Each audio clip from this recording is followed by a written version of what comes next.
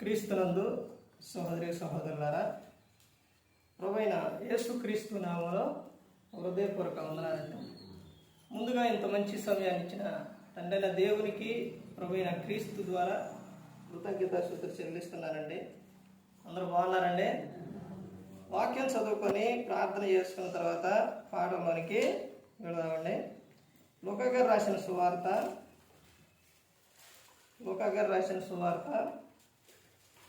16వ అధ్యాయం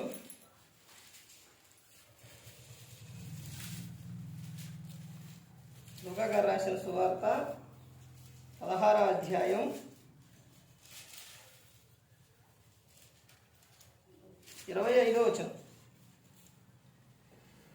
అందుకు అబ్రహాము, కుమారుడా, నీవు నీ జీవితకాలమందు నీకు ఇష్టమైనట్టు సుఖం అనుభవించినవి, అలాగున నేను లాజరు కష్టం అనుభవించినని జ్ఞాపకం చేసుకున్నాను. ఇప్పుడైతే వాడు ఇక్కడ నెమ్మది పొందుతున్నాడు, నీవు యాతన పడుతున్నావు. ప్రార్థన చేసుకున్నాను. పరలోకమందున్న మా తండ్రి, పరిశుద్ధ ప్రేమగల తండ్రి, గొప్ప తండ్రి, యెహోవా తండ్రి, మీ ప్రియకుమారుడు యేసు క్రీస్తు ప్రభువారి ద్వారా కృతజ్ఞతాస్తుతులు చెల్లిస్తున్నాము నాయన. ఆరాధన క్రమం అంతట్లో మీరే ముందు నడిపించండి నాయన. వాక్యం బోధించుండగా వినువారు తండ్రి మంచిలోనే తిని వాక్యానుసారంగా నడిచే భాగ్యం దయచేయండి. వాక్యం బోధించుండగా ఈ లోక సంబంధమైన జ్ఞానంతో కాకుండా మీ జ్ఞానంతో మాట్లాడే భాగ్యం దయచేస్తారని మా ప్రభువైన యేసుక్రీస్తు నామమున వేడుకుంటున్నాం తండ్రి, ఆమేన్. ప్రభువైన యేసుక్రీస్తు నామములో హృదయపూర్వక వందనాలండి. దేవుని కుమారుడు యేసుక్రీస్తు ప్రభువారి లోకానికి వచ్చిన తర్వాత పరలోక రాజ్యం సమీపిస్తుంది కనుక మారు మనసు పొందమని ప్రకటింప మొదలుపెట్టారు. ప్రతి ఆదివారం కూడా ఒక అంశం మీద చెబుతాను. ఎందుకు? అవి మీకు గుర్తుండాలి. బయటికి వెళ్ళిన తర్వాత ఏం చెప్పారు? ప్రార్థనకి వెళ్ళారంటే ఏం చెప్తారు? ఆయన ఏదో చెప్పిండు అని మీరు అనకుండా మీరేం చెప్పాలి? ఏం చెప్పాలంటే, ఏం చెప్పారంటే అంశం మీద చెప్పారు,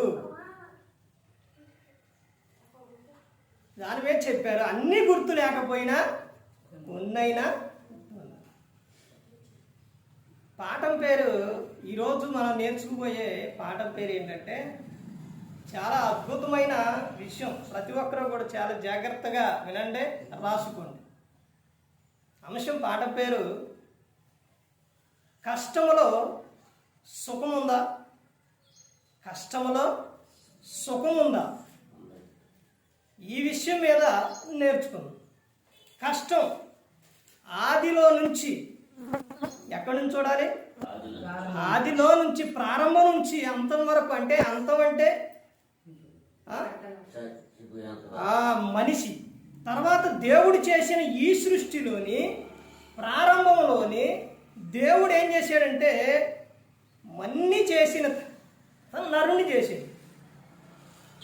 నరుని చేసిన తర్వాత ఆ నరునికి ఏమిచ్చిందంటే ముందు దేవుడు సుఖాన్ని ఇచ్చాడు, ఆనందాన్ని ఇచ్చాడు, సంతోషాన్ని ఇచ్చాడు. కాపాడుకున్నాడా? కాపాడుకోలేదు. ఆనందంగా హ్యాపీగా ఉండండి, మీరు తినండి. తర్వాత మీరేం చేయాలి? కీర్తన గ్రంథం 1వ కీర్తన అందుకే చదివించింది. ధ్యానించాలి, వాక్యాన్ని ధ్యానించాలి అని చెప్తున్నారు. అంటే నువ్వు ఏం చేయాలి? నువ్వేం పెద్ద ఏం చేసే పని లేదు. నువ్వేం చేయాలంటే ఇక్కడ పని చేసుకోండి, తర్వాత నేను ఇచ్చినవి తినండి, తర్వాత నాతో ఉండండి, నాతో సహవాసం కలిగి. ఇదే దేవుడు కోరుకు. పని చేయండి, తర్వాత దాన్ని అనుభవించండి, తినండి, తర్వాత నాతో సహవాసం చేయండి. ఈ 3 విషయాలు చెప్పింది దేవుడు. అంతేనా? ఆదం గారికి ఇప్పుడున్న అందరికీ చెప్పింది అదే మాట. అప్పుడు ఇప్పుడు దేవుడు ఎప్పుడూ చెబుతున్నది అదే విషయం. కానీ మనిషి ఇవేమి కూడా చేయట్లేదు. ఇంకా విషయం తెలుసండి, ప్రతి ఒక్కరూ కూడా తెలుసుకోవాల్సిన విషయం ఏంటంటే సంఘములో ప్రతి ఒక్కరూ కూడా ఏమనుకుంటారంటే నాకెందుకులే అనుకుంటారు. కానీ బయట ఉన్న వ్యక్తులు నాకెందుకులే అనుకోరు. ఎందుకు సంఘంలో ఉన్నవారు నాకెందుకులే అనుకుంటారు, బయట ఉన్నవారు నాకెందుకులే అనుకోరు? ఒక విషయం చెప్పండి. సంఘంలో ఉన్నవారు ఏం చేస్తారనంటే వస్తారు, వెళ్ళిపోతారు. మీరు మూవీ చూస్తారా, సినిమాలు చూస్తారా? నేను చూడమండి. సినిమా హాల్కి వెళ్ళి సినిమాలు చూడడం. టీవీ ఉందకండి, టీవీ లేదా టీవీ కరెంట్ పోతే సెల్ ఫోన్ ఉందకండి, ముందే ఛార్జింగ్ పెట్టుకోండి. మూవీకి వెళ్ళేవాళ్ళు, సినిమాలు చూసేవాళ్ళు, వాళ్ళు సినిమా చూసి వస్తూ ఉంటే ఎవరైనా కలిసి ఎక్కడికి వెళ్ళి వస్తున్నామంటే ఏం చెబుతారు? ఎక్కడికే వెళ్ళి వస్తున్నా అనడం, సినిమాకి వెళ్ళి వస్తున్నా అనడం. ఆ సినిమాకి వెళ్ళి వస్తున్నా అన్న మాట ఈ అడిగే ఒక్క మాటతో వదిలేస్తే బాగానే ఉండు. ఈ ఆ మాట తర్వాత ఏం మాట అడుగుతారంటే ఎలా ఉంది అనడం. ఆ సినిమా ఇక బాగుంది అని ఒక్క మాటతో అయిపోదు. ఏం చెప్తారో తెలుసండి? ఏం జరిగింది అందులో స్టార్టింగ్ కాడి నుంచి మర్చిపోతారు. ఆ సినిమా స్టార్టింగ్ కాడి నుంచి చివరి వరకు ఏం జరిగిందో, ఆ హీరో ఎవరు, హీరోయిన్ ఎవరు, అందులో ఏం జరిగింది, అసలు ఆ కథ ఏంటి. ఇంకొక విషయం ఏంటంటే కొంతమంది అసలు ఎంత ఖర్చు పెట్టారు, ఎంత జనం వచ్చారు, ఇవన్నీ మొత్తం ప్రతి ఒక్కటే చెబుతారు. కానీ క్రైస్తవులు ఏంటంటే, క్రీస్తుని నమ్ముకున్న వాళ్ళు ఏంటంటే, బయట ఉన్న వ్యక్తులేమో ఆ విధంగా చెబితే ఇక్కడి నుంచి బయటికి వెళ్ళిన తర్వాత అయినా కానీ ఎవరన్నా అడిగినా కానీ మనం దేవుని గురించి ఒక్క విషయం కూడా చెప్పరు, ఒక్క మాట కూడా చెప్పరు. యాడికి వెళ్ళొస్తామని ప్రార్థనకి వెళ్ళొస్తాం. వాడికి ఏదన్నా అన్ని అడిగినా కానీ పని ఉందని వెళ్ళిపోతాం. చెప్పరు, ఈ రోజున చెప్పేవారిగా లేరు. కానీ మనిషి తాను అనుకుంటే, తాను చేయాలనుకుంటే తాను చేయగలడు. ఏదైనా చేయగలడు. బయట సంఘాలు చూడండి, ఆ సంఘాలు ఆ విధంగా బలపడుతున్నాయనంటే, సంఘాలు ముందుకు వెళుతున్నాయనంటే కారణం ఏంటండి? కారణం ఏంటి? సంఘములో ఉన్న విశ్వాసులు. సంఘములో ఉన్న విశ్వాసులు.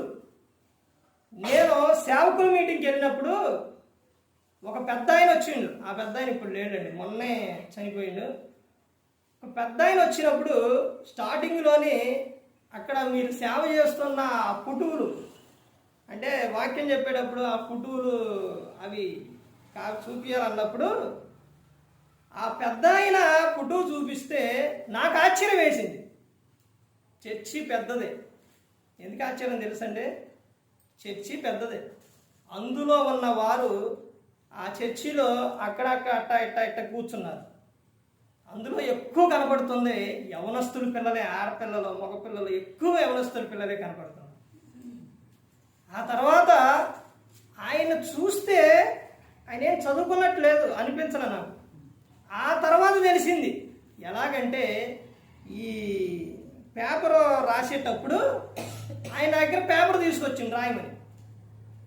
అప్పుడు అర్థమైంది ఆయన చదువుకోలేదు. చూస్తేనేమో ఆ వయసు ఉంది, వెంకటేశ్వర గారి వయసు, పెద్ద వయసు. తర్వాత ఆయన చదువుకోలేదు. పైగా సంఘంలో ఎవరున్నారు? యవనస్తుల పిల్లలు ఉన్నారు. పెద్ద సంఘం మళ్ళీ. మొన్నే కొన్ని రోజుల క్రితం ఆయన చనిపోయింది. ఆ రోజు నేను కూడా వెళ్ళాను. అసలు చూడండి, ఆ విధంగా సంఘం అంత విధంగా రావడానికి, లేకపోతే ఆ విశ్వాసులు అలా ఉండడానికి ఆ కారణం ఏంటంటారు? ఒక గొర్రె ఇంకొక గొర్రెని ఏం చేస్తుంది? కంటుంది. గొర్రెనే కంటుంది. విశ్వాసులు ఏం చేయాలి? ఇంకొక విశ్వాసుని కనాలి, విశ్వాసుని తీసుకురావాలి, వాడికి సువార్తను చెప్పాలి. మీ దగ్గర ఎంత టాలెంట్ ఉందంటే, ఏ విధంగా ఉంటుందంటే, అది మీకు తెలియదు, మీరు దాన్ని బయట పెట్టరు. ఎలాంటి టాలెంట్ ఉందంటే, రియల్గా జరిగిన కొన్ని విషయాలు, బయట జరిగిన చాలా సబ్జెక్ట్ పెద్దది అంశం, బయట జరిగిన కొన్ని విషయాలు స్త్రీలలోని ఎంత ఆ స్టార్టింగ్లో ఏదో అలా జరిగింది కానీ ఒక స్టార్టింగ్లో అవ్వమ్మ అలా చేసింది కానండి, ముందు ముందు ఇప్పుడున్న స్త్రీలో కానీ ఎప్పుడైనా కానీ స్త్రీల్లోని వాళ్ళు అనుకుంటే ఏదైనా చేయగలరు, ఏదైనా చేయగలరు. కానీ దేవుని విషయంలో మాత్రం చేయరు. కానీ ఏదనుకున్నా కానీ చేయగలుగుతారు. అదంతా శుభ్రం చేయాలనుకున్నారు, అయిందా లేదా? అయిపోయింది. నాన్నగారిని అక్కడ చూడాలనుకున్నారా, రావాలనుకున్నారు, వచ్చారా లేదా? ఏదైనా అనుకుంటే మీరు ఏదైనా చేయగలుగుతారు. బయట జరిగిన ఒక విషయం, ఒక ఆయన జైల్లో ఉన్నాడ. ఎందుకు జైల్లో ఉన్నావని ఒక ఆయన అడిగితే చెప్పిందంట, అయ్యా నేను జాబ్ చేసే వ్యక్తిని, మరి జాబ్ చేసే వ్యక్తివి ఎందుకు జైల్లో ఉన్నావనంటే జరిగిన విషయం ఏంటో తెలుసండి. అక్కడ ఇంటికాడ ఇద్దరు ఎవరు స్త్రీలు, వాళ్ళు జాబులకు వెళ్తే వీళ్ళిద్దరూ ఒకళ్ళ మీద ఒకళ్ళు మాట మీద మాట వచ్చి వీళ్ళిద్దరూ అరుచుకున్నారట. వీరిద్దరూ అరుచుకున్న తర్వాత వాళ్ళిద్దరూ ఎవరు జాబుకి వెళ్ళి వచ్చిన వాళ్ళు ఇంటికి వచ్చేసరికి వీళ్ళేం చేశారు, ఫలానామ నన్ను ఇలా అంది, నిన్న అలా అంది, మన్న అలా అంది అని చెప్పేసరికి ఏనేం చేసిండంటే, ఏంటి ఏమని అంటారా, నన్ను అంటారా అని అతను ఏమో చెప్పిన మాటకు ఆయన ఏం చేసిండంటే, అటు నుంచి ఆయన ఇటు నుంచి ఆయన ఇంకొక ఆయన ఏం చేశాడంటే జైల్లో ఉన్న ఆయన ఒక రాటు తీసుకొని వచ్చిండు. ఆవేశంలో ఆ మాటలకి అతను ఏం చేసిండు, పొడి చేసిండు, చనిపోయాడు. ఇప్పుడు ఆయన తీసుకెళ్ళి ఎక్కడ పెట్టారు, జైల్లో. కారణం ఎవరు? ఆయన చనిపోవడానికి కారణం ఎవరు? స్త్రీయే. ఈయన జైల్లో ఉండడానికి కారణం ఎవరు? స్త్రీయే. ఆదం గారు తప్పు ఆజ్ఞాతిక్రమించిన కారణం ఎవరు? స్త్రీనే. తర్వాత ఇంకో విషయం ఏంటో తెలుసండి, రియల్గా జరిగిన విషయం. ఒక ఆమె ప్రార్థనకి వెళ్తుందంట. ఈయనేం చెప్పాడంటే వెళ్ళొద్దు ప్రార్థనకి అని చెప్పిండు. ఏమేం చేసిందంటే ప్రార్థనకే వెళ్ళింది. ఈయన వద్దని చెప్పిండుగా, ఏమి వెళ్ళింది. వెళ్ళిన తర్వాత ఆయన బయటికి వెళ్ళిండు, ఏం ప్రార్థనకి వెళ్ళింది. సరే ఆయన వచ్చేసరికి ఇంటికాడ ఏం లేదు. తర్వాత ఆమె ఏం చేసింది, వస్తా ఉందంట. ఈయనేమో ఎదురుగా వెళ్ళి నేను ప్రార్థనకి వెళ్ళొద్దన్నగా అని ఆ దారి మార్గంలోనే ఆమె ఏం చేసిండు, కొట్టిండు. రక్తం వచ్చే విధంగా కొట్టి అక్కడ పడేసిండు. తర్వాత వచ్చిన తర్వాత కొంచెం సేపటికి కూడా ఆమె రాలేదు. తర్వాత ఏనే వెళ్ళిందంట. స్త్రీలో చూడండి, మంచి ఉంది, చెడు ఉంది. అంటే చెడు అంటే బ్రతికించగలదు, చంపించగలదు. ఏదైనా కానీ ప్రతి ఒక్కటి స్త్రీలోనే ఉన్నది. మీకు కోపం వస్తుందా? ఇక్కడ జరిగిన విషయం ఏంటంటే ఆయన వెళ్ళి అన్నమాట విషయం ఏంటో తెలుసండి, నువ్వు ప్రార్థనకి వెళ్ళి వస్తూ ఉంటే నేను నిన్ను అట్ట కొట్టాను కదా, నీ దేవుడు ఏం కాపాడిండు అన్న. అన్నంట లేచి, నేను ప్రార్థనకి వెళ్ళి వస్తూ ఉంటే నువ్వు నన్ను కొట్టావు, నీవు నన్ను కొట్టినా కానీ నేను నిన్ను ఒక్క మాట కూడా అనలేదు. ఆ మాటకే మారిపోయాడు. చూశారండి, స్త్రీలో అసలు ఎలాంటి త్యాగం ఉందో చూశారండి.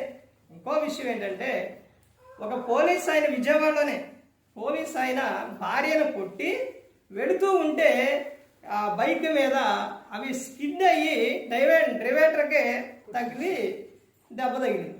మరి పోలీస్ ఆయన అయినా ఎవరైనా పడ్డా కానీ ఇక పోలీసు వాళ్ళు కొంచెం ఇదిగా ఉండిద్దిగా, వెంటనే వచ్చి జనం లేపి హాస్పిటల్కి తీసుకెళ్ళి తర్వాత ఇంటికి తీసుకొచ్చారు. ఏమే ప్రార్థన చేసామంట, ప్రార్థన చేసాము అంటే ఈయన ప్రార్థనకి రాడు, ఆమె మాత్రం ఏం చేస్తుంది, ప్రార్థన చేస్తుంది.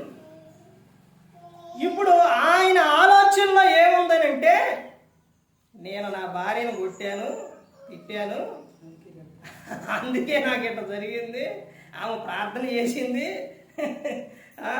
నన్ను నాకు ఏదో అవ్వాలని ప్రార్థన చేసింది, ఆమెకు ఆ విధంగా నాకు అందుకే జరిగిందని ఈయన ఆలోచన పెట్టుకొని ఆయన్ని తీసుకొచ్చి ఆ మొత్తగాడు దింపేసరికి తలుపు కొడితే తలుపు తీయట్లేదంట. తర్వాత ఏంటి తలుపు తీయట్లేదని ఇట్లా కిటికీ తీసి చూస్తే ప్రార్థన చేస్తున్నాను. ఏమని? అయ్యా, నా భర్త బయటికి వెళ్ళిండు, క్షేమంగా ఇంటికి రావాలయ్యా.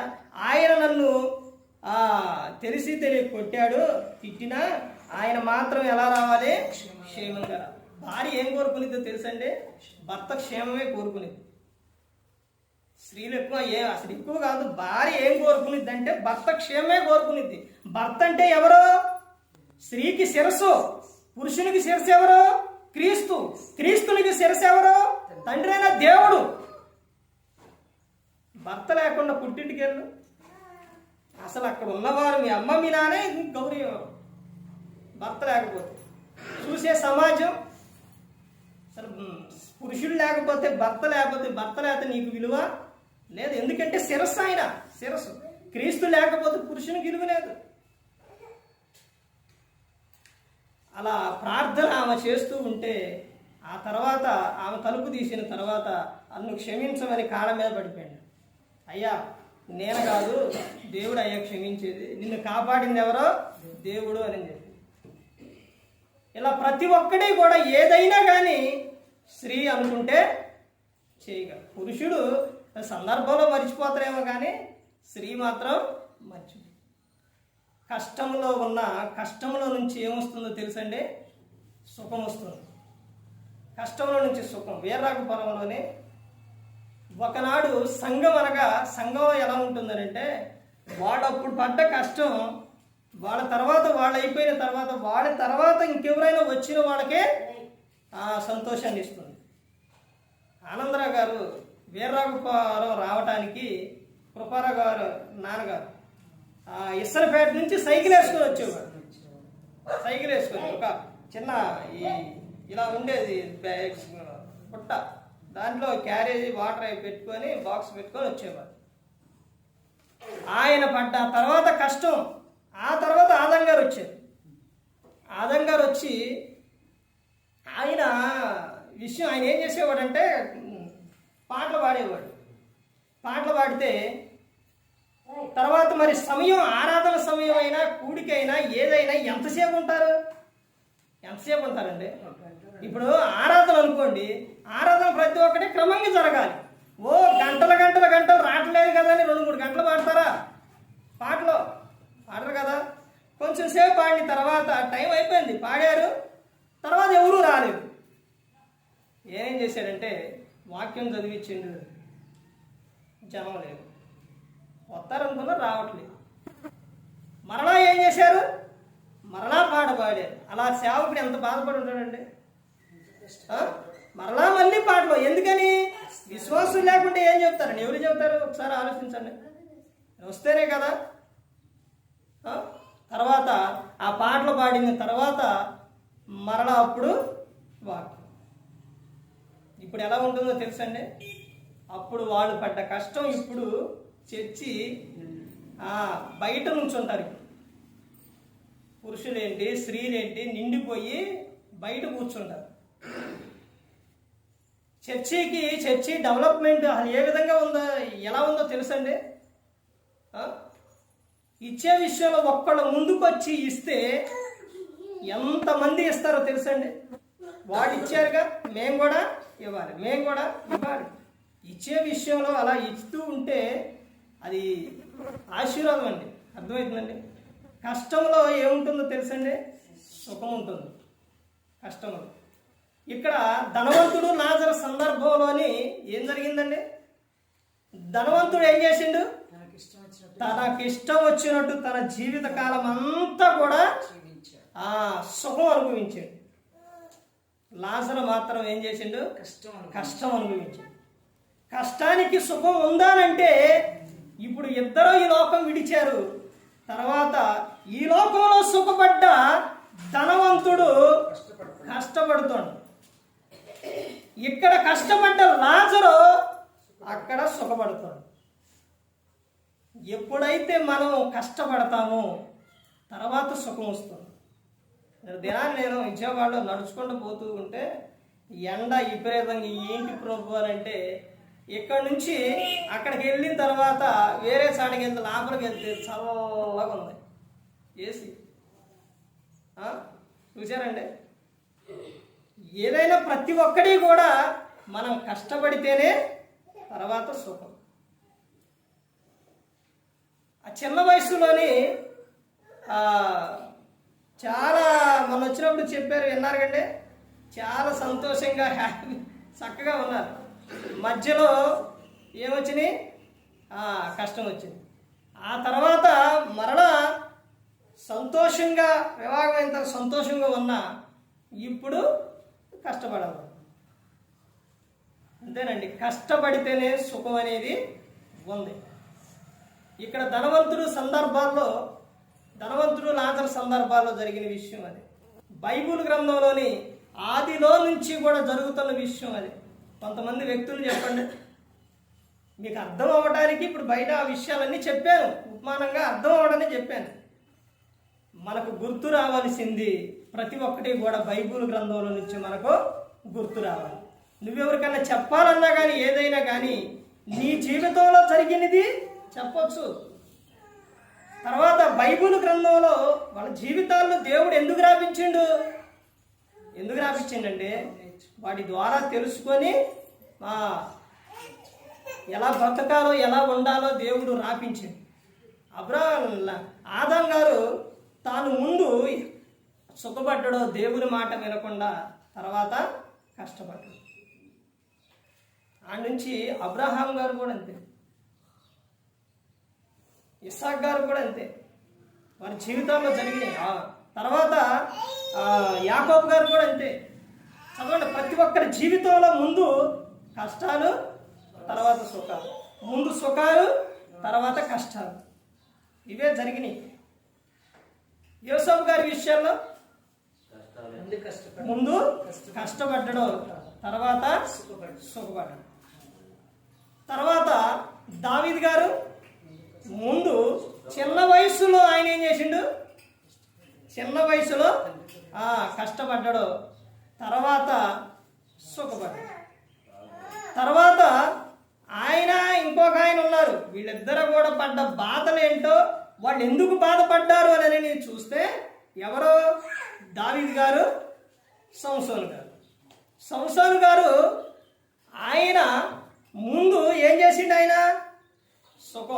సుఖాన్ని కోరుకోండు, తర్వాత ఏమొచ్చింది? కష్టం వచ్చింది. స్త్రీతోని తాను సంతోషంగా ఉండాలి అనుకోండు, తర్వాత ఏమైంది? కష్టపడ 2 కళ్ళు పీకేసి. దావీదు గారు కూడా అంతే. అసలు దావీదు గారి గురించి ఆ విధంగా చెప్పాలి అని అంటే అసలు దావీదు గారి గురించి మామూలు విషయం కాదండి, చాలా గొప్ప ఆయన దావీదు గారు.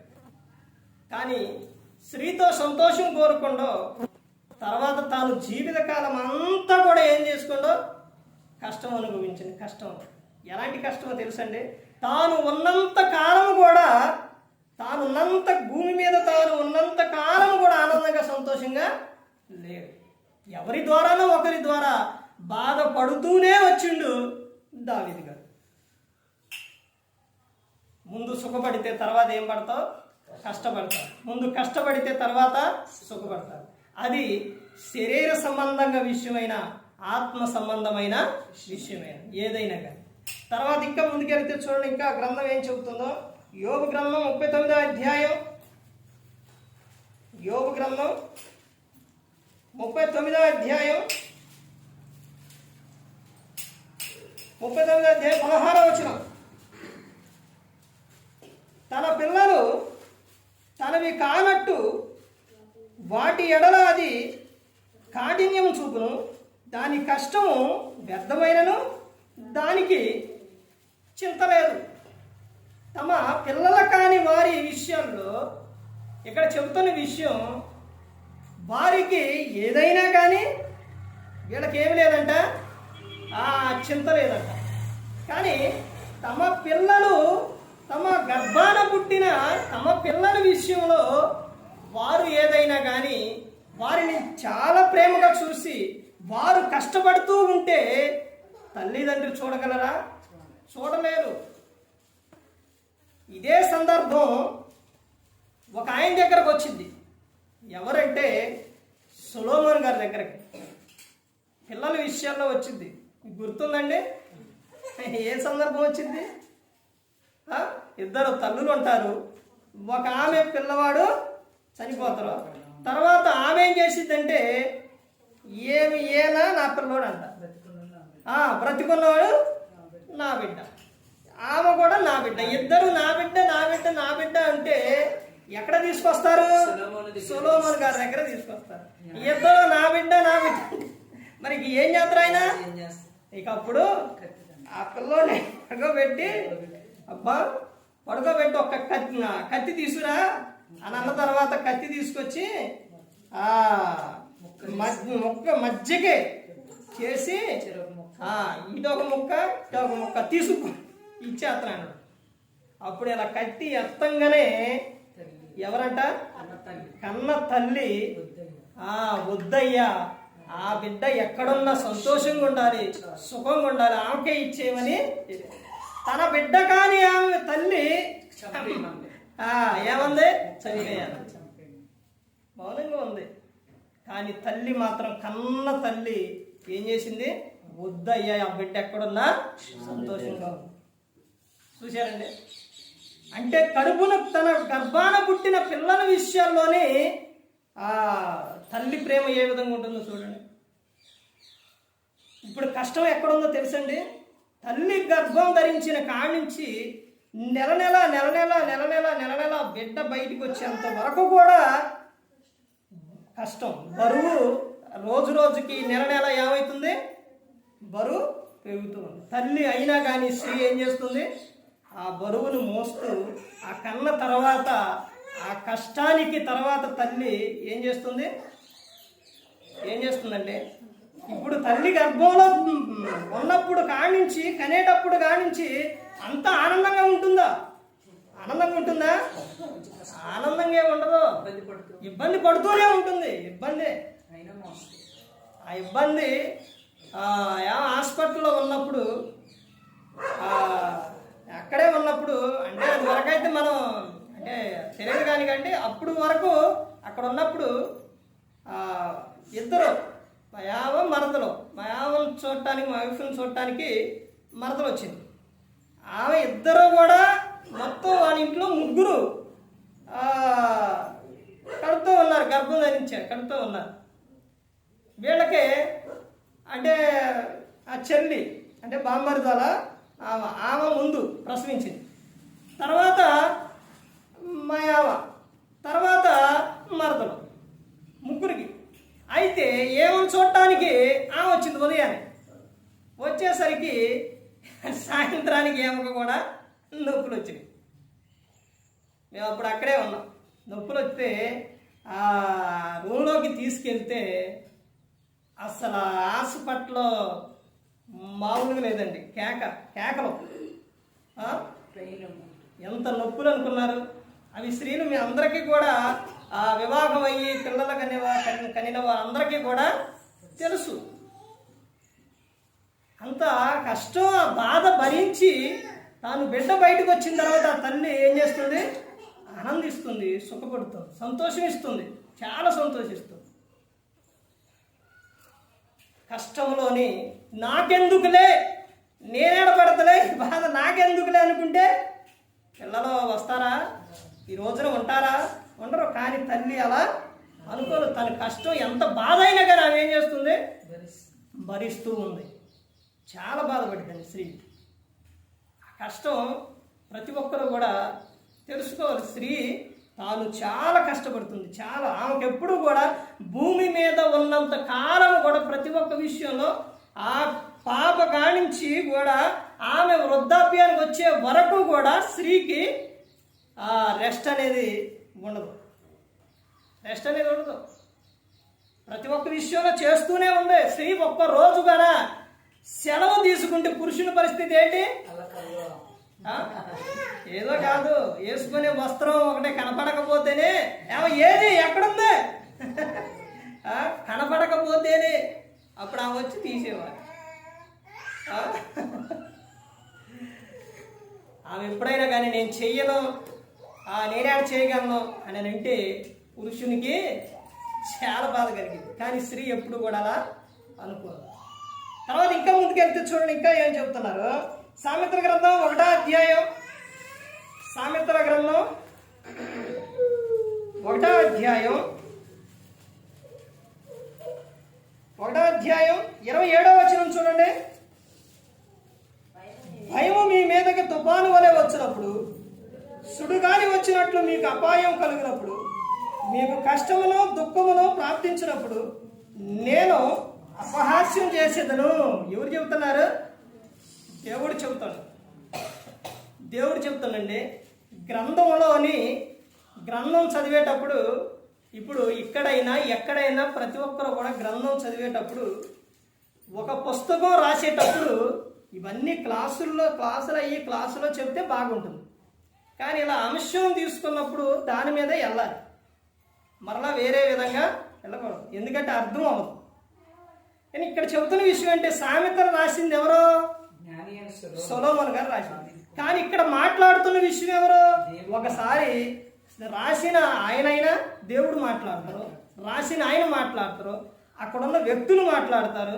ఇవన్నీ కూడా తెలుసుకోవాలి గ్రంథంలో. మనం ఆయన సొలొమోను రాసిండు, సొలొమోనే మాట్లాడిండు, లేదా ఇంకొకరు రాశారు ఆయనే మాట్లాడిండంటే కాదు. పరిశుద్ధాత్ముడు మాట్లాడతారు, దేవుడు మాట్లాడతారు, పరిశుద్ధాత్ముడు మాట్లాడతారు, రాసిన వాడు మాట్లాడతారు, తర్వాత అక్కడ ఉన్న వ్యక్తులు మాట్లాడతారు, వారి పక్కన ఉన్న వారు మాట్లాడతారు. వాళ్ళందరూ అవన్నీ కూడా తెలుసుకోవాలి. ఇక్కడ ఎవరు చెబుతున్నారు అంటే దేవుడు చెబుతాడు. అంటే ముందు పైన చెబుతున్న విషయం ఏంటి చూడండి. 23లో చెబుతున్నారు కదా, నా గద్దింపు విని తిరుగుడి అని చెబుతున్నారు. ఆయన యొద్దకు రాకుండా, ఆయన పిలిచినప్పుడు నువ్వు రాకుండా, నువ్వు నీ ఇష్టానుసారంగా జీవిస్తే, నువ్వు సుఖం కోరుకుంటే, నువ్వు నీ సంతోషం కోరుకుంటే తర్వాత నీకు 27 ఏం చెబుతున్నారు? భయము మీ మీదకి తుఫాను వలె వచ్చినప్పుడు, సుడిగాలి వచ్చినట్టు మీకు అపాయం కలుగునప్పుడు, మీకు కష్టమును దుఃఖమును ప్రాప్తించినప్పుడు నేను అపహాస్యము చేసేదని. ఎందుకు చెబుతుండ దేవుడు అని అంటే, నేను పిలిచినప్పుడు మీరు వస్తున్నారా? రావట్లేదు. మీరు రావట్లేదు. ఇప్పుడు నీకు అపాయం వచ్చింది, బాధ వచ్చింది, ఇవన్నీ వచ్చినప్పుడు నువ్వేం చేస్తావు?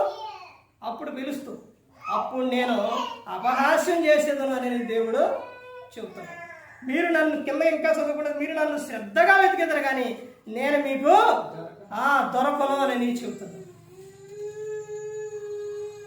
ప్రతి ఒక్కరూ కూడా గమనించవలసిన విషయం ఏంటంటే, ఈ రోజున నువ్వు ఎంత కష్టపడుతున్నావు అండి. ఇప్పుడు మందిరానికి వచ్చిన వారు ఎంతసేపు ఈ రోజు మొత్తం ఏడే కూర్చుంటారా? కూర్చోరుగా. కొన్ని గంటలు కూర్చుంటారు, వెళ్ళిపోతారు. మరలా ఎవరి పనులు వాళ్ళు చేసుకుంటారు. మరలా ఏదైనా మీటింగ్ ఉన్నప్పుడు, కూడుకున్నప్పుడు మరలా వస్తారు. మిగతా సమయాల్లో అన్ని సమయాల్లో నీ పనులే చేసుకుంటారు. కానీ మనం కష్టపడేది ఎంతసేపు అంటే కొద్దిసేపే. దేవుడిచ్చే ఆనందం, సంతోషం ఎంతో సేపు. చాలా చాలా చాలా ఆయన ఆనందాన్ని, సంతోషం చేస్తాం. కానీ మనం కొంచెం కూడా దేవుని విషయాల్లో కష్టపడేవారిగా అదే. తర్వాత ఇంకా ముందుకెళ్తే చూడండి, సామెతలు 10వ అధ్యాయం, సామెతలు 10వ అధ్యాయం 22వ వచనం చూడండి.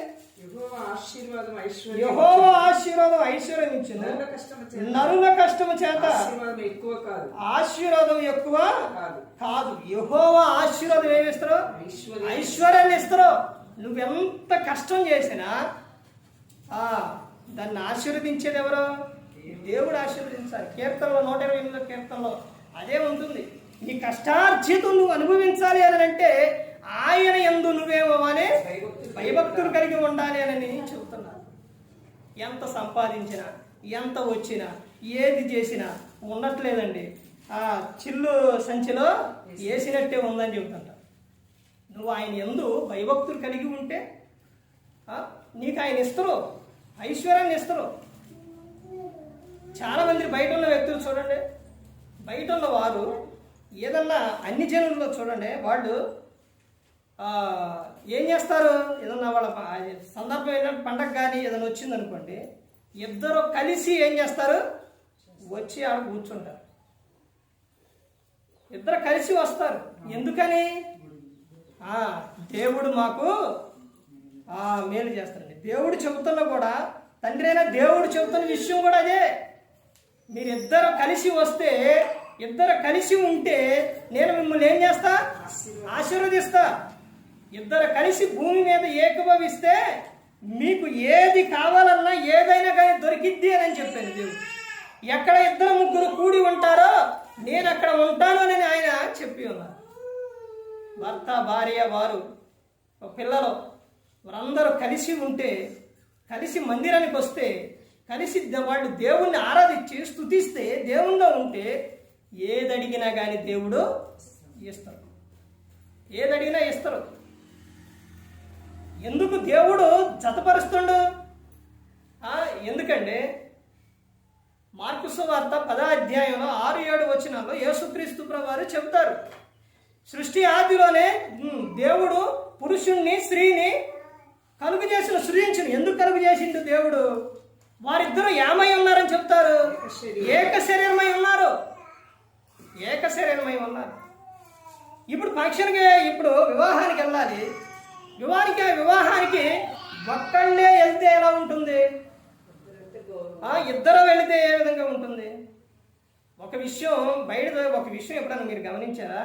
ఒక్కళ్ళే వచ్చారనుకోండి, బయట వచ్చి తలుపు కొట్టారు. పురుషుడు ఒక్కడే వచ్చి తలుపు కొట్టారు.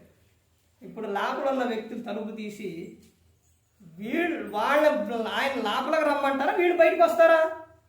లోపల ఉన్నోడు బయటకు వస్తారు.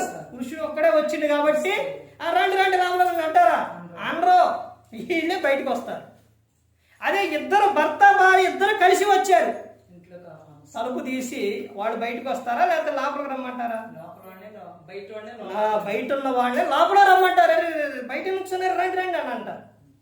ఎక్కడుందా గౌరవం? ఇద్దరు కలిసి ఉంటే ఆ విషయం ఉంది. ఇంకా ముందుకెళ్తే మనకు గ్రంథంలో తెలుస్తుంది.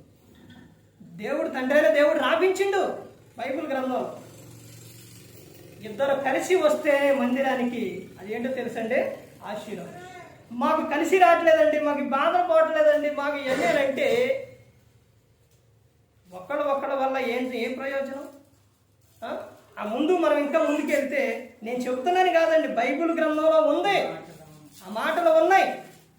ఇద్దరు కలిసి వచ్చినప్పుడు, ఇద్దరు కలిసి ఉన్నప్పుడు దేవుడు ఏదైనా కానీ ఇస్తారు. ఒక్కళ్ళుంటే ఇవ్వడా అని అంటే ఒక్కళ్ళుంటే ఇస్తారు అని అంటే ప్రతి ఒక్కటి కూడా లేట్ అయిపోతుంది.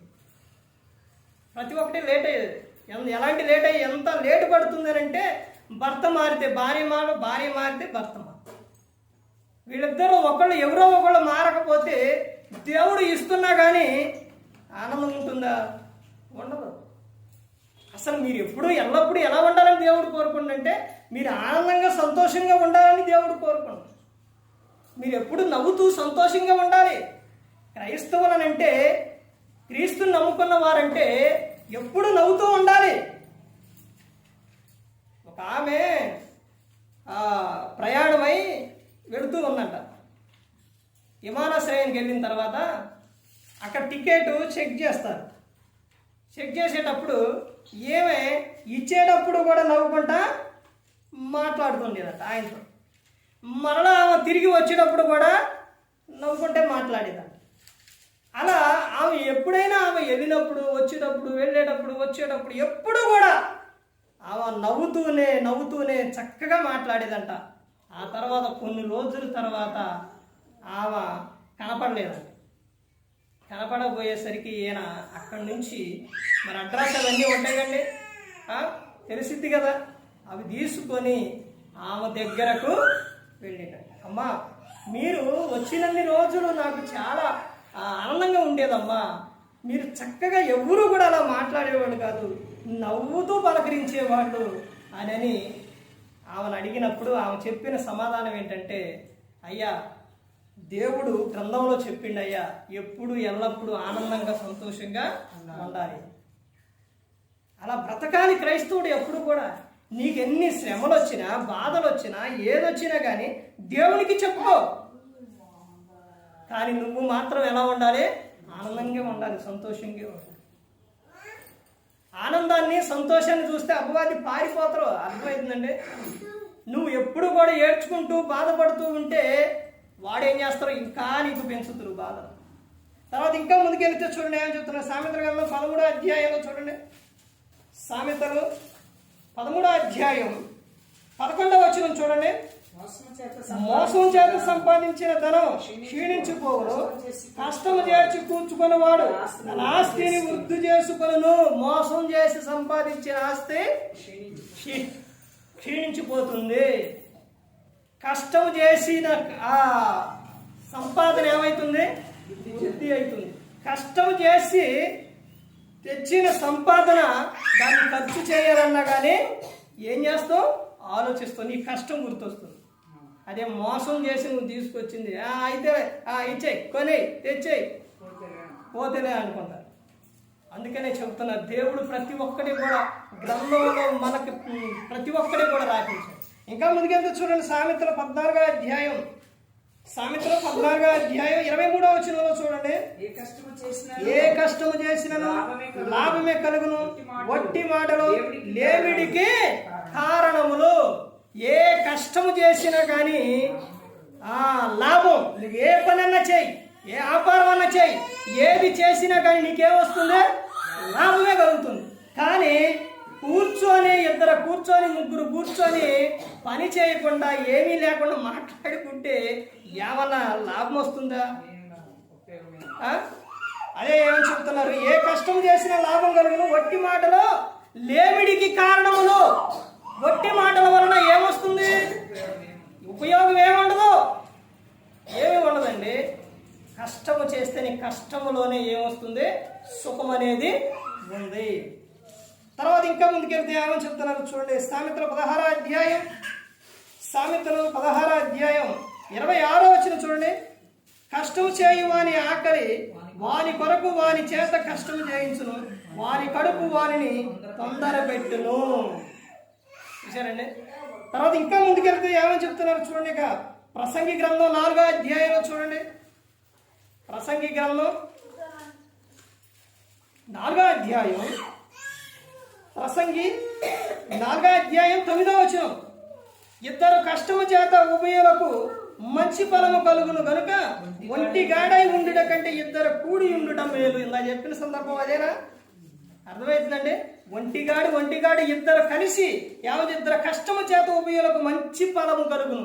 ఇద్దరు కలిసి పని చేస్తే ఆ కుటుంబంలో లేమిడి అనేది ఉండదు. ఇద్దరు కలిసి చేయాలి, ఇద్దరు కలిసి ఉండాలి. అదే చెప్తున్నారు చూడండి. ఇంకా అక్కడ ఏమని చెప్తున్నారంటే, ఒంటిగానే ఉండుట కంటే ఇద్దరు కూడి ఉండుట మేలు అని చెప్తున్నారు. ఇది ప్రసంగి గ్రంథం జీవితాల్లో ఎలా బ్రతకాలి, ఎలా ఉండాలన్నది ప్రసంగి గ్రంథం సొలొమోను గారు రాశారు. తర్వాత ఇంకా ఏమని చెప్తున్నారు, ప్రసంగి 5వ అధ్యాయం 6వ వచనంలో చూడండి ఏమని చెప్తున్నారు. నీ దేహమునకు శిక్షకు లోబరుచునంత పని నీ నోటి వలన జరగనీయకము, అది పొరపాటు చేత జరిగినని దూత ఎదుట చెప్పకము. నీ మాటల వలన దేవునికి కోపం పుట్టించి నీ వేళ నీ కష్టమును వ్యర్థపరచుకునేదము. చూశారండి. నీ నోటి మాటలు ఎలా ఉండాలంట, జాగ్రత్తగా ఉండాలి. నీ నోటి మాటల వలన ఏమొస్తుంది అని చెప్తున్నారు. అక్కడ ఏమని చెప్తున్నారు, నీ దేహమునకు శిక్షకు లోబరుచున్నంత పని నీ నోటి వలన జరగనీకు. నోటి వలనే దేహమునకు ఏం చేస్తుంది, శిక్ష వస్తుంది. చిన్న నిప్పు రవ్వ ఎంత అడవిని తగలబెడుతుందో, చిన్న చినుకు ఎంత విస్తారమైన వరద ప్రవాహం ఎంత తెస్తుందో, అలాగే మన అవయవంలో ఉన్న చిన్న నాలుక దేహమునకే ఏం చేస్తుంది, చిచ్చు పెడుతుంది. అందుకనే నీ దేహమునకు చిచ్చు పెట్టేది ఏదైతే ఉందో దాన్ని జాగ్రత్తగా కాపాడుకోవాలి. 4 విషయాలు జాగ్రత్త కలిగి ఉండాలి. అక్కడ తర్వాత ఇంకా ముందుకెళ్తే ఏమని చెప్తున్నారు, అది పొరపాటు చేత జరిగినని దూత ఎదుట చెప్పకము. నీ మాటల వలన దేవునికి కోపం పుట్టించి నీ వేళ నీ కష్టమును వ్యర్థపరుచుకునేదవు. చూశారండి. చేసిన కష్టం ప్రతి ఒక్కటి మొత్తం కూడా ఒక్క మాటలో మొత్తం ఏమైపోతుంది, పోతుంది. అందుకని నోటి మాటలు ఎలా ఉండాలంట, జాగ్రత్తగా ఉండాలని చెప్తున్నారు. తర్వాత ఇంకా ముందుకెళ్తే ఇంకా ఏమని చెప్తున్నారు, కొరింథీయులకు రాసిన అపోస్తలుడైన పౌలు గారు కొరింథీయులకు రాసిన మొదటి పత్రిక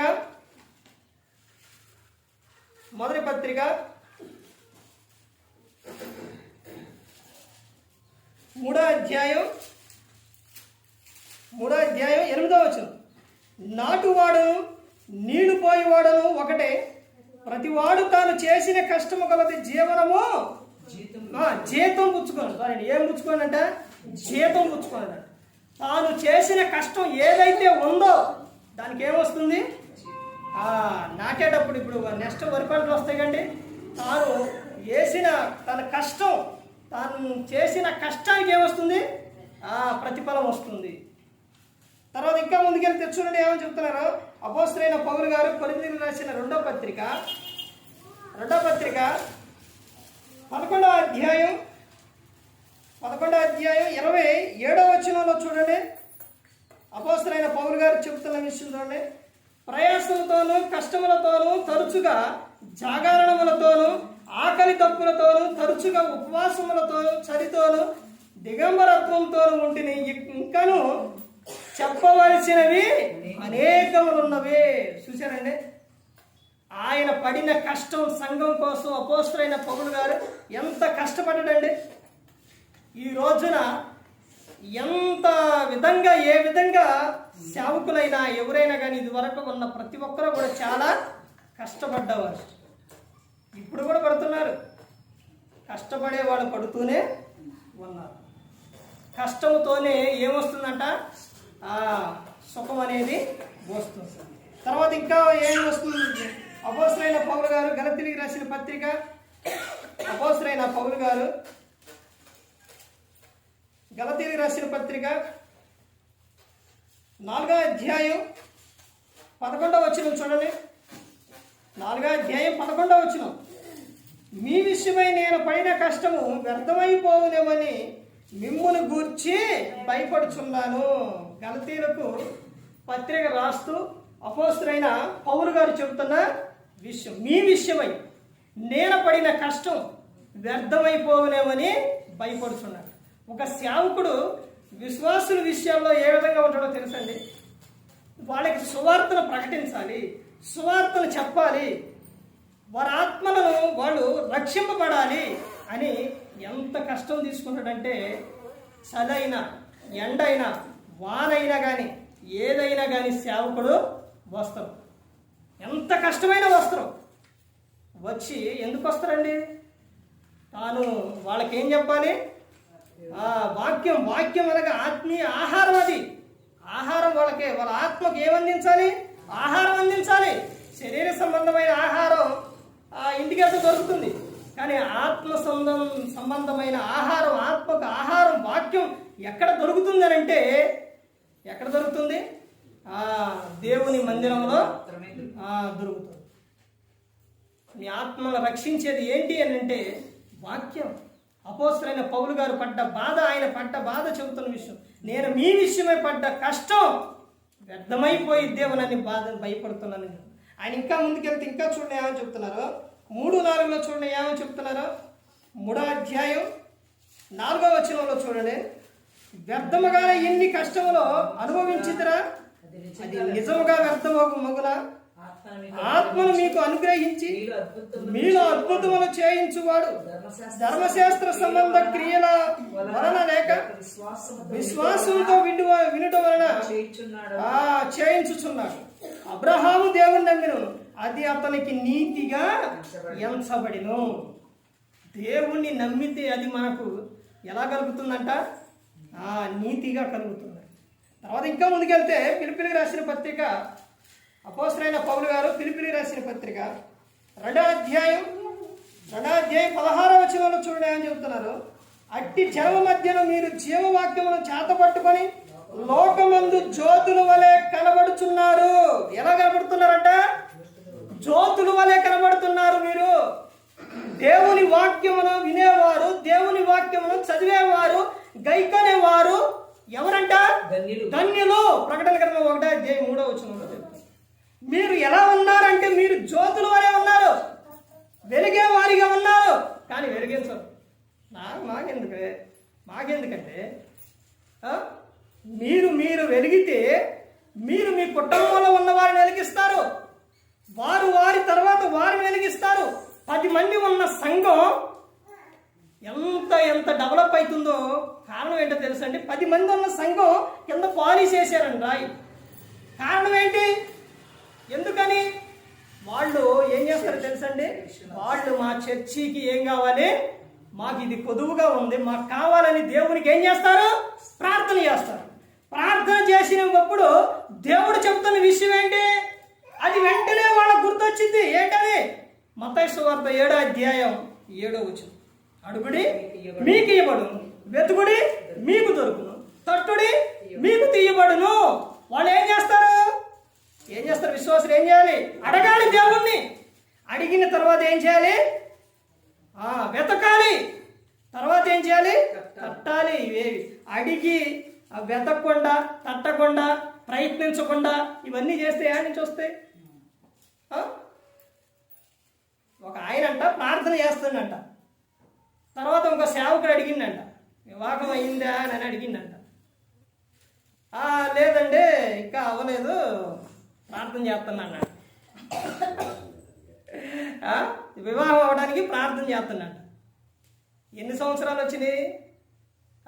చాలా సంవత్సరాలు వచ్చినాయి. అప్పటి నుంచి ఏం చేస్తుండో? ప్రార్థన చేస్తూనే ఉండం. అప్పుడు ఏం చెప్పిండంట, మత్తయి సువార్త 7వ అధ్యాయం 7వ వచనంలో, అయ్యా అడుగుడి మీకు ఇవ్వబడును అంటే అడుగుచున్నాం.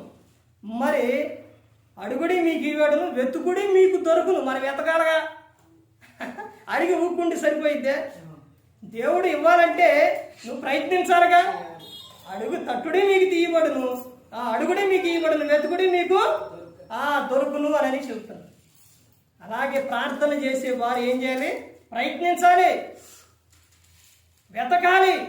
వాళ్ళు ప్రార్థన చేసిన తర్వాత వాళ్ళకి ఇంకా వాళ్ళు ఉంటారుగా, ఇంకెవరో విశ్వాసులు ఉంటారు కదండి, వారి బంధువులు ఉంటారు, వాళ్ళు జాబ్ చేసే వాళ్ళు ఉంటారు, లేకపోతే ఇంకా ప్రతి ఒక్కరు ఎవరున్నా కానీ వాళ్ళకి చెప్పి ఏమని, ఇదిగా మా మందిరంలో ఏం కావాలి? చైర్స్ కావాలి, మా మందిరంలో లైట్లు కావాలి, మా మందిరంలో ఇది చేయించుకోవాలనుకో అని అంటే ఏం చేస్తారు? ఎవరైనా సహాయం చేస్తారు. ఈ రోజున ఫోన్లు ఉన్నాయి, ఆ ఫోన్లో ఒక మెసేజ్ పెట్టు. ఇవేవి కూడా ఏవి చేయకపోతే సంఘం ఎలా డెవలప్ అవుతుంది? దేవుని ఆశీర్వాదం ఎలా వస్తుందో ఒకసారి ఆలోచించు. మన గృహంలో కానీ మనకి ఏదన్నా కావాలి అనుకుంటే మనం చేయకుండా ఉంటావా? చేయించుకోకుండా ఉంటామండి?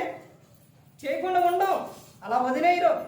కానీ దేవుని మందిరం విషయంలో అలా వదిలేయకూడదండి. అలా వదిలేస్తే అది ఆశీర్వాదం కాదు. మీరు ఎలా ఉన్నారంట? జ్యోతుల వలె ఉన్నారు. జ్యోతులు అంటే వెలుగిస్తుంది, అంటే వెలిగే వారిగా మీరు ఉన్నారు. ఇంకా మీరు ఏం చేయాలి? వెలిగించాలి.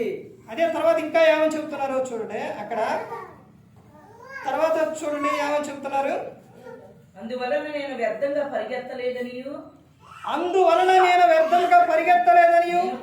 నేను పడిన కష్టం నిష్ప్రయోజనం కాలేదనియు, క్రీస్తు దినమున నాకు అతిశయ కారణము కలుగును. అపోస్తలుడైన పౌలు గారు చెబుతున్న విషయం చూడండి. నేను పడిన కష్టం వ్యర్థమయ్యే పోలేదు అని చెబుతున్నా.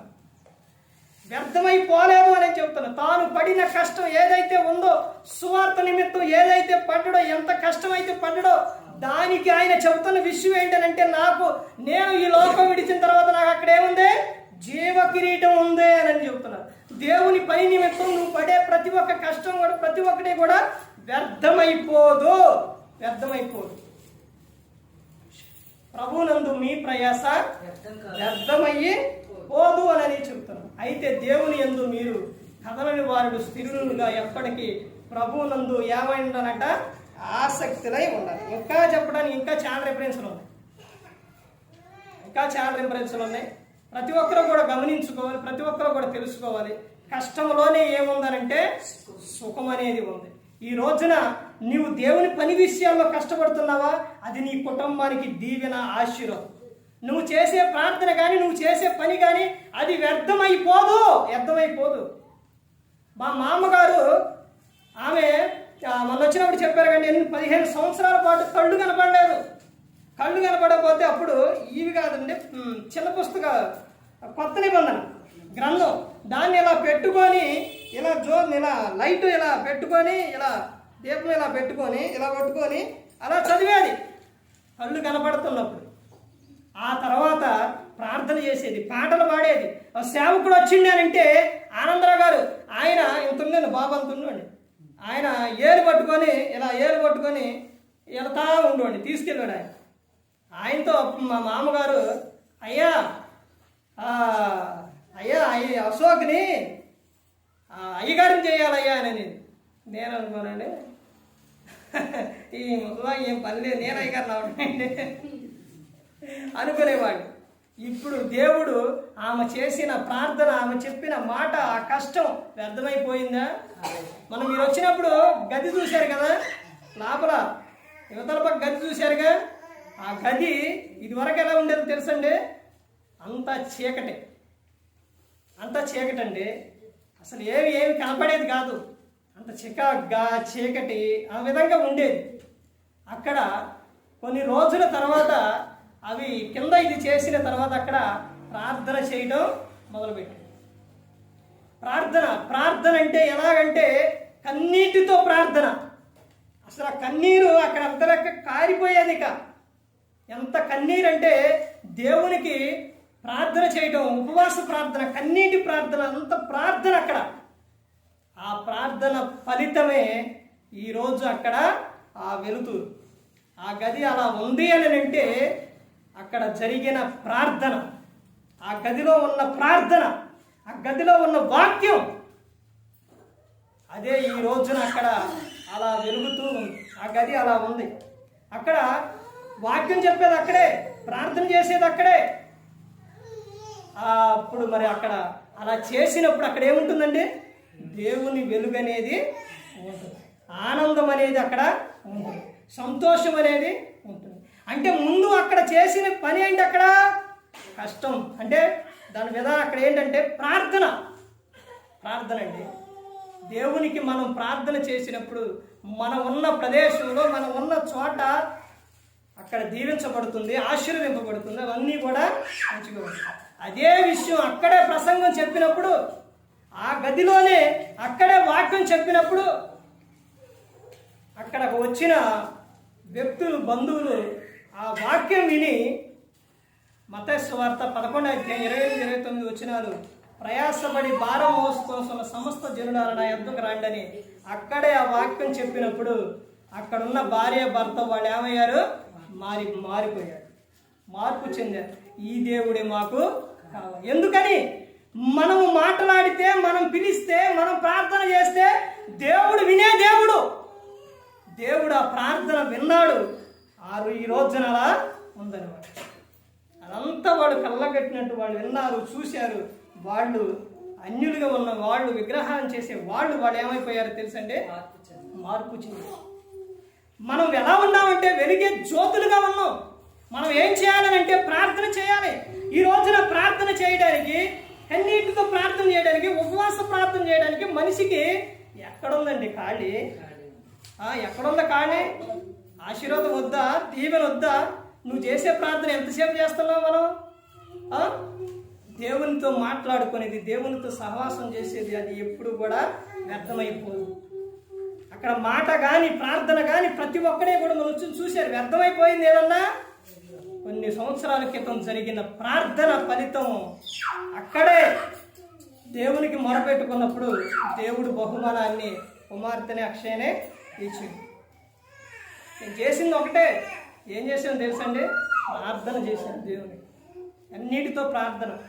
ఏదైనా కానీ మనకు కావలసినప్పుడు ప్రతి ఒక్కడే కూడా దేవునికి చెప్పుకునే వారిగా ఉండాలి. కష్టంలోనే ఉంది సుఖం. అందుకని ప్రతి ఒక్కరూ గమనించుకొని, ప్రతి ఒక్కరూ కూడా బాగుండాలి, సంతోషంగా ఉండాలి, ఆనందంగా ఉండాలి. ఈ లోకం విడిచిన పరలోకం చేరాలనే యేసుక్రీస్తు ప్రభువు ఈ లోకానికి వచ్చి మనందరి కోసం శిలువలో తన ప్రాణాన్ని పెట్టి ఉన్నారు. తాను సుఖం అంతా కూడా వదిలిపెట్టుకొని, పరలోకంలో ఏకైక కుమారుడు యేసుక్రీస్తు ప్రభువు, అదంతా కూడా వదిలిపెట్టుకొని ఈ లోకానికి వచ్చి అన్ని బాధలు పడ్డారు యేసుక్రీస్తు ప్రభువు. ఎందుకని? మనందరం కూడా ఆనందంగా, సంతోషంగా ఉండాలి. ప్రార్థనలోనే శక్తి ఉంది. ప్రార్థన చేస్తే ఏమొచ్చిందండి? ప్రార్థనకి వెళ్తే ఏమొచ్చిందండి? వాక్యం చదివితే ఏమొచ్చిందండి? వాక్యం చెబితే ఏమొచ్చిందని అనుకున్నారండి? మీ జీవితాలు మారిపోదు, జీవితాలు అద్భుతంగా ఉంటాయి, ఆనందంగా సంతోషంగా ఉంటారు. ನೀವು ప్రతి ఒక్కరు గమనించుకోవాలి. ఏ ఒక్కరు కూడా నశించి నరకానికి వెళ్ళిపోకూడదని యేసుక్రీస్తు ప్రభువు ఈ లోకానికి వచ్చి మనందరి కోసం శిలువలో తన ప్రాణాన్ని పెట్టి మరి ఈ విధంగా నిలబెట్టి మాట్లాడించిన తండ్రి దేవునికి కృతజ్ఞతాస్తుతులు చెల్లిస్తూ ఇంతవరకు శ్రద్ధగా ఉన్న మీకు ప్రభు పెట్టిన హృదయపూర్వక వందనాలు చెల్లిస్తూ ఈ మాటలు ముగిస్తున్నా. అందరికీ వందనాలు.